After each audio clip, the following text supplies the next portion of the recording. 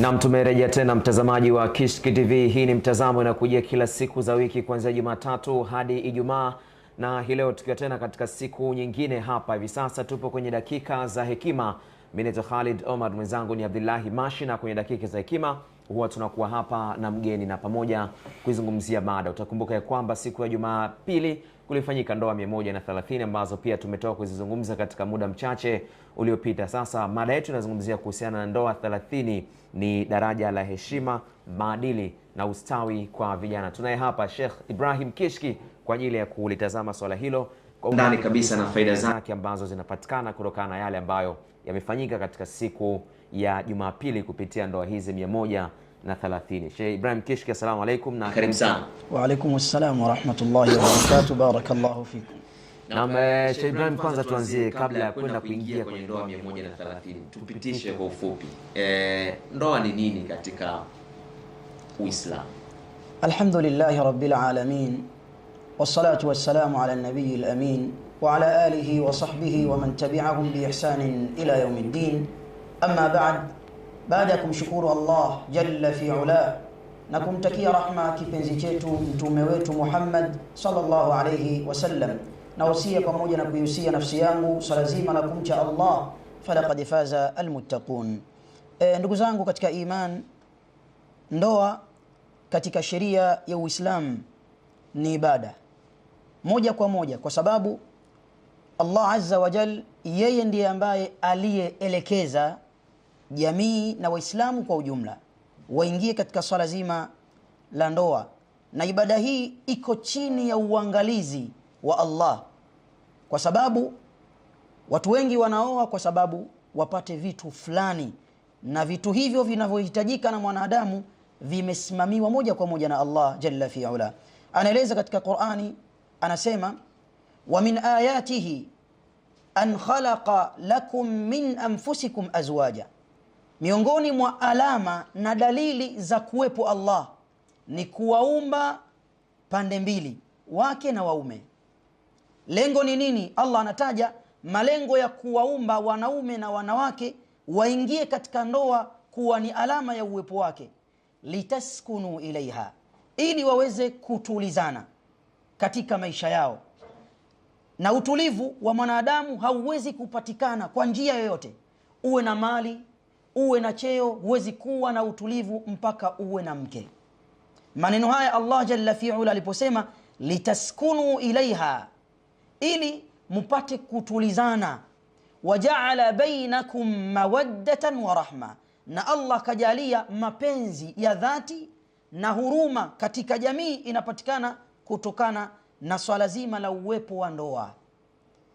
Allah akasema inna fi dhalika la ayatin liqaumin yatafakkarun, katika hilo la watu kupata ndoa ni alama na ni dalili kwa watu ambao wenye akili timamu.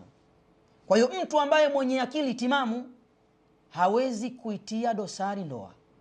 Mwenye akili timamu ni yule ambaye anaikingia kifua ndoa ili watu waingie katika ndoa. Kwa hiyo ndoa ni ibada ambayo ya kumpa mtu thawabu kwa Allah na kumpa heshima katika jamii. Hii ni taswira ya ibada ya ndoa. Kwa hiyo ndoa ni ibada ambayo jamii, atakapoingia mwanajamii katika ndoa, ameingia katika vitu viwili. Kwanza, ameingia katika ibada ya amri ya Mola wake. Mbili, ameingia katika heshima ya kuiheshimisha jamii inayomzunguka. Juzi hapa tuzungumzie, tubaki kwenye hizi ndoa 130 kulikuwa pale ukumbini. Naam, ndoa hizi kwa jicho lako la kitaalamu kama shekhe, unaona zina nafasi gani katika kulinda heshima na maadili kwa vijana? Kwanza kabisa kuna kitu watu hawafahamu. Ndoa ni mtaji. Ukizungumzia mitaji bora duniani, namba moja ni ndoa, kwa sababu mtaji ni rasilimali anayoimiliki mtu imletee mafanikio, heshima, utulivu na maendeleo katika jamii au nchi anayoishi. Kwa hiyo tukizungumzia ndoa ni mtaji. Kwa nini? Duniani ukimpa mtu pesa akakosa mke, hawezi kuwa na utulivu uliokamilika. Lakini ndoa ndiyo kipimo halisi cha mtu aliyekamilika akili. Ukitaka kumpima kijana ambaye mtanashati, mwenye akili timamu, ni yule ambaye yuko ndani ya ndoa. Kwa nini? Ambaye mwenye majukumu ya kifamilia ndio ana uwezo mkubwa wa kupangilia muda wake katika maisha utakaomletea maendeleo. Lakini mtu ambaye hana majukumu ya watu wanaomtizama hawezi kupangilia vizuri. Katika jamii inayotuzunguka, angalia vijana ambao hawako katika mfumo wa ndoa, ndio ambao wanasababisha matatizo, ndio ambao wanasababisha mifumuko ya maadili maovu katika jamii. Lakini mtu ambaye ana majukumu ya kifamilia anakuwa na nidhamu ya maisha katika mfumo wake. Lakini tukizungumzia mtaji ndoa, Allah ameeleza katika aya katika suratu Nur, ametoa amri kwa jamii, akaiambia wa ankihu, waozesheni, al-ayama minkum, vijana wenu muwaozeshe, min ibadikum, tena vijana ambao ni katika waja wa Allah subhanahu wa ta'ala, wa imaikum, si hivyo tu, na wale ambao wako katika sehemu ya usimamizi, mathalan watumwa na watu wengine. Allah akachukua jukumu yeye la kusimamia maisha. Kuna kumsaidia mtu ndoa na kumpa vitu vingine vitakavyowezesha kuendesha ndoa. Jambo hilo la vitu vingine vinavyoweza kusimamia muendelezo wa ndoa sio wa mwanadamu, ameweka Allah mkono wake mwenyewe hapo. Kwa hiyo watu wengi hawajui kwamba kumsaidia kijana ambaye tayari alikuwa na himma na hamu ya kuingia katika ndoa, ambaye anacho kitu cha sababu cha kumwezesha kuendelea katika ndoa, ni jambo kubwa kuliko ni kumpa pesa. Mtaji bora ni kumpa kijana ndoa. Kwa nini? Allah anasema inni yakunu fuqara, wakiwa ni mafakiri, hawawezi mambo kuyasimamia, yughnihimullah min fadli. Ikiwa Allah ameweka ahadi kukusimamia majambo yako, ni kitu gani kingine kinazoweza kusimamisha majambo yako? Mtu mwenye akili ni mwenye kutafakari vizuri.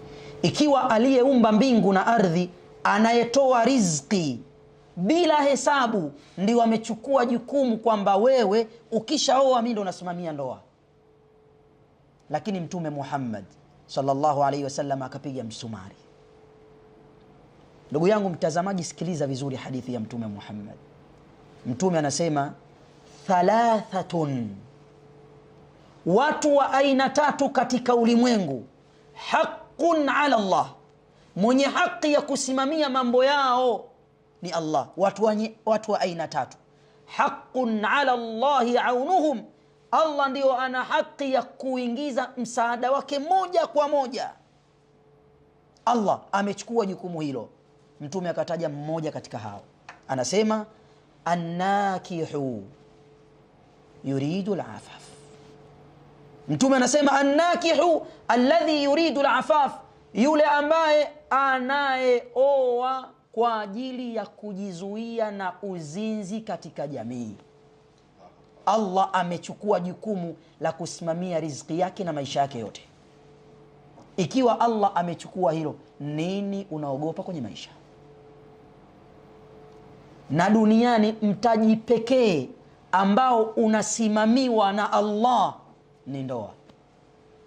Mitaji mingine yote ndani yake ina dhulma na mambo mengi, lakini Allah ameweka usaidizi wa kuwa mtaji huo hauharibiki kizembe, ni ndoa pekee yake.